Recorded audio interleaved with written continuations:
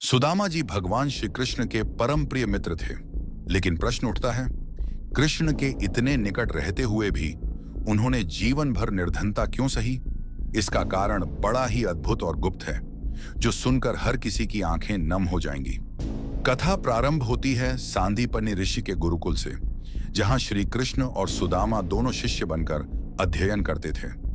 एक दिन भृगु ऋषि गुरुकुल में पधारे। उन्होंने माता से भोजन की भिक्षा मांगी।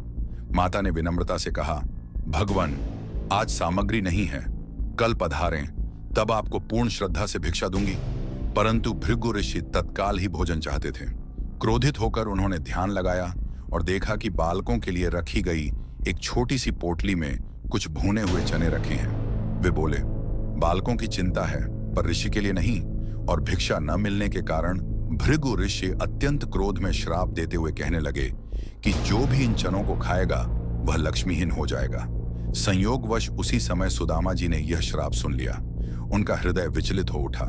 सोचने लगे, अगर यह चने मेरा कन्हैया खा लेगा तो उसके जीवन में लक्ष्मी कैसे रहेगी? मेरे कृष्ण को कभी दुख नहीं होना चाहिए। इसी बीच श्री कृष्ण आए और बोले, सखा, आज हमें वन में सेवा मिली है। देख, गुरु माता ने खाने को चने भी दिए हैं। सुदामा जी का मन घबराने लगा। उन्होंने प्रेम से कहा, लाला, पोटली मुझे दे दे, भूख लगेगी तो हम साथ मिलकर खाएंगे। कृष्ण मुस्कुराए, लेकिन सुदामा जी के आग्रह पर दोनों पोटलियां उनके पास रख दी। वन में फूल और लकड़ी एकत्र करते समय अचानक तेज बारिश होने लगी।